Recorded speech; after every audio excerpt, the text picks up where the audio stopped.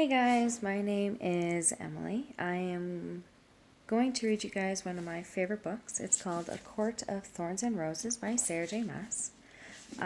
You'll have to pardon my enunciations and such because, well, I go with the flow and if it sounds good, it sounds good, kind of thing. So, this is my first time, like I said, doing this, and you'll have to pardon it because I'm nervous. But here we go. So I'll read you the insert of the book and what it's about. She stole a life. Now she must pay with her heart. When 19-year-old huntress Feyre kills a wolf in the woods, a beast-like creature arrives to demand retribution. Dragged into a treacherous magical land she knows about only from legend, Feyre discovers that her captor is not an animal, but Tamlin, one of the lethal immortal fairies who once ruled their world.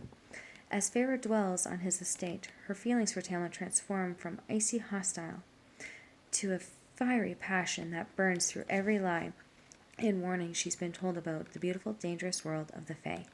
But an ancient, wicked shadow over the fairy lands is growing, and Feyre must find a way to stop it, or doom Tamlin and his world forever. Ooh. Guys, it's so good. I hope you'll enjoy it as much as I do. Or at least you can just listen to my voice. I've been told it's very soothing and relaxing. So if you don't like the story, well, hey, listen to my voice and it's a win-win for both of us. Chapter 1. The forest had become a labyrinth of snow and ice. I'd been monitoring the perimeters of the thicket for an hour, and my vantage point in the crook of a tree branch had turned useless. The gusting wind blew thick flurries to sweep away my tracks, but buried along with them any signs of potential quarry. Hunger had brought me farther from home than I usually risked, but winter was a hard time. The animals had pulled in, going deeper into the woods than I could follow, leaving me to pick off the stragglers one by one, praying they'd last until spring. They hadn't. I wiped my numb fingers over my eyes, brushing away the flakes clinging to my lashes. Here there were no telltale trees stripped of bark to mark the deer's passing. They hadn't moved on yet. They would remain until the bark ran out, then travel north past the wolves' territory, and perhaps into the fairylands of Perinthian, where no mortals would dare to go, not unless they had a death wish. A shudder skittered down my spine at the thought, and I shoved it away, focusing on my surroundings and on the task ahead. That was all I could do, all I'd been able to do for years, focusing on surviving the week, the day, the hour ahead, and now, with the snow, I'd be lucky to spot anything, especially from my position up on the tree, scarcely able to see 15 feet ahead. Stifling a groan as my stiff limbs protested at the movement, I unstrung my bow before easing off the tree. The icy snow crunched under my fraying boots, and I ground my teeth. Low visibility, unnecessary noise. I was well on my way yet to another fruitless hunt. Only a few hours of daylight remained. If I didn't leave soon, I'd have to navigate my way home in the dark. And warnings from the town hunters still rang fresh in my mind. Giant wolves were on the prowl, and in numbers, not to mention whispers of strange folk spotted in the area, tall and eerie and deadly. Anything but fairies. The hunters had besieged our long-forgotten gods and had secretly prayed alongside them. In 8 years we'd been living in our village, 2 days' journey from the immortal border of Perinthian. We'd been spared an attack, though traveling peddlers sometimes brought stories of distant border towns left in splinters, and bones and ashes. These accounts, once rare enough to be dismissed by the village elders and as hearsay, had in recent months become commonplace whispering on every market day. I risked much in coming so far into the forest, but we finished our last loaf of bread yesterday, and remainder of our dried meat the day before. Still, I would rather have spent another night with a hungry belly than found myself satisfying the appetite of a wolf or a fairy. Not there was much of me to feast on, I turned gangly by this time of year, and could count a good number of my ribs. Moving as nimbly and quietly as I could between the trees, I pushed a hand against my hollow and aching stomach. I knew the expression that would be on my two elder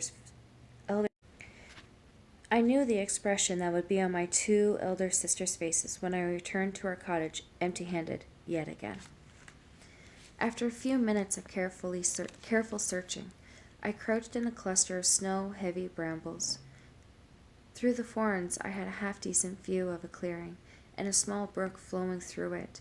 A few holes in the ice suggested it was still frequently used. Hopefully something would come by. Hopefully. I sighed through my nose, digging the tip of my bow into the ground, and leaned my forehead against the crude curve of the wood.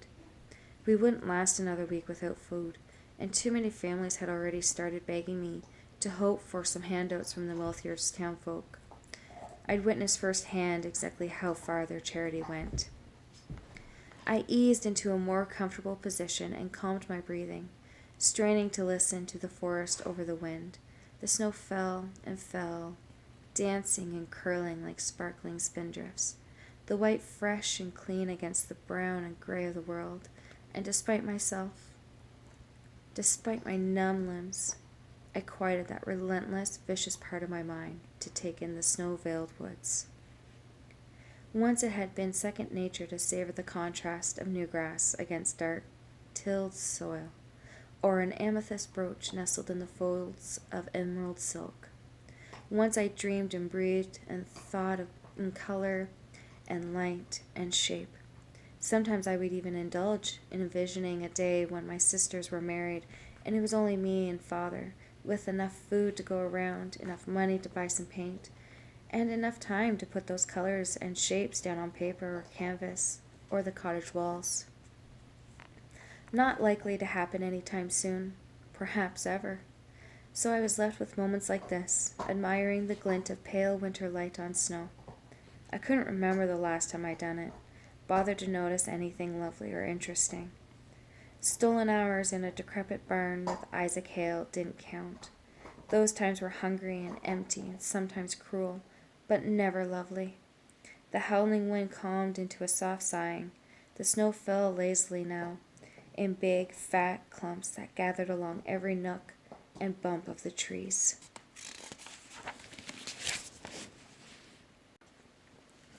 Mesmerizing the lethal, gentle beauty of the snow, I'd soon have to return to the muddy, frozen roads of the village, to the cramped heat of their cottage. Some small, fragmented part of me recoiled at that thought. Bushes rustled across the clearing. Drawing my bow was a matter of instinct. I peered through the thorns and my breath caught. Less than 30 paces away stood a small doe, not yet too scrawny from winter, but desperate enough to retch bark from the tree in the clearing. A deer like that could feed my family for a week, or more. My mouth watered. Quiet as the wind hissing through dead leaves, I took aim. She continued tearing off strips of bark, chewing slowly, utterly unaware that her death waited yards away. I could dry half the meat, and we could immediately eat the rest. Stews, pies, her skin could be sold or perhaps turned into clothing for one of us. I needed new boots, but Elaine needed a new cloak, and Nesta was prone to crave anything someone else possessed. My fingers trembled. So much food, such salvation. I took a steadying breath, double-checking my aim, but there was a pair of golden eyes shining from the bush adjacent to mine. The forest went silent. The wind died. Even the snow paused. We mortals no longer kept gods to worship, but if I had known their lost names, I would have prayed to them, all of them. Concealed in the thicket, the wolf inched closer, its gaze set on the oblivious doe. He was enormous, the size of a pony, and though I'd been warned about their presence, my mouth turned bone dry. But worse than his size was his unnatural stealth. Even as he inched closer to the brush, he remained unheard, unspotted by the doe. No animal that massive could be so quiet, but if he was no ordinary animal, if he was of Corinthian origin, If he was somehow a fairy, then being eaten was the least of my concerns. If he was a fairy, I should already be running. Yet maybe it would be a favor to the world, to my village, to myself, to kill him while I remained undetected. Putting an arrow through his eye would be no burden. But despite his size, he looked like a wolf and moved like a wolf. Animal, I reassured myself. Just an animal. I didn't let myself consider the alternative. Not when I needed my head cleared, my breathing steady. I had a hunting knife and 3 arrows. The first 2 were ordinary arrows, simple and efficient, and likely no more than bee stings to a wolf that size. But the 3rd arrow, the longest and the heaviest one, I'd bought from a traveling peddler during a summer when we had enough copper for extra luxuries. An arrow carved from mountain ash, armed with an iron head. From songs sung to us as lullabies over our cradles, we all knew from infancy that fairies hated iron, but it was the ash wood that made their immortal, healing magic falter long enough for a human to make a killing blow, or so legend and rumor claimed. The only proof we had of the ash's effectiveness was its sheer rarity. I'd seen drawings of the trees, but never one with my own eyes, not after the high fae had burned them all long ago. So few remained, most of them small and sickly and hidden by nobility within high-walled groves. I'd spent weeks after my purchase debating whether the overpriced bit of wood had been a waste of money or a fake, and for 3 years that ash arrow had sat unused in my quiver. Now I drew it, keeping my movements minimal, efficient, anything to avoid that monstrous wolf looking in my direction. The arrow was long and heavy enough to inflict damage, possibly kill him, if I aimed right. My chest became so tight it ached, and in that moment I realized my life boiled down to one question. Was the wolf alone? I gripped my bow and drew the string farther back. I was a decent shot, but I never faced a wolf. I thought that made me lucky, even blessed. But now, I didn't know where to hit or how fast they moved. I couldn't afford to miss, not when I only had 1 ash arrow. And if it was indeed a fairy's heart pounding under that fur, then good riddance. Good riddance after all their kind had done to us. I wouldn't risk this one later creeping into our village to slaughter and maim and torture and torment. Let him die here and now. I'd be glad to end him. Just a sec.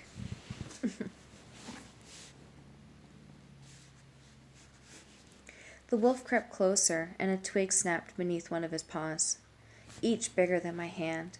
The doe went rigid. She glanced to either side, ears straining toward the gray sky. With the wolf's downward position, she couldn't see or smell him. His head lowered, and his massive silver body, so perfectly blended into the snow and shadows, sank onto its haunches. The doe was still staring in the wrong direction. I glanced from the doe to the wolf and back again. At least he was alone. At least I'd been spared that much. But if the wolf scared the doe off, I was left with nothing but a starving, oversized wolf, possibly a fairy, looking for the next best meal. And if he killed her, destroying precious amounts of hide and fat? If I judged wrongly, my life wasn't the only one that would be lost. But my life had been reduced to nothing but risks these past 8 years that I'd been hunting in the woods, and I picked correctly most of the time. The wolf shot from the brush in a flash of gray and white and black, his yellow fangs gleaming. He's even more gargantuan in the open, a marvel of muscle and speed and brute strength. The doe didn't stand a chance. I fired the ash arrow before he destroyed much else of her. The arrow found its mark in his side, and I could have sworn the ground itself shuddered. He barked in pain, releasing the doe's neck as his blood sprayed on the snow. So ruby bright. He whirled toward me, those yellow eyes wide, hackles raised. His low growl reverberated in the empty pit of my stomach, as I surged to my feet, snow churning around me. Another arrow drawn. But the wolf merely looked at me, his maw stained with blood, my ash arrow protruding so vulgarly from his side. The snow began falling again. He looked, and with a sort of awareness and surprise that made me fire the second arrow, just in case that intelligence was of immortal and wicked sort. He didn't try to dodge the arrow as it went clean through his wide yellow eye. He collapsed to the ground. Color and darkness swirled, eddying my vision, mixing with the snow. His legs were twitching as a low whine sliced through the wind. Impossible! He should be dead, not dying. The arrow was through his eye, almost to the goose fleshing. But a wolf or fairy, it didn't matter, not with that ash arrow buried in his side.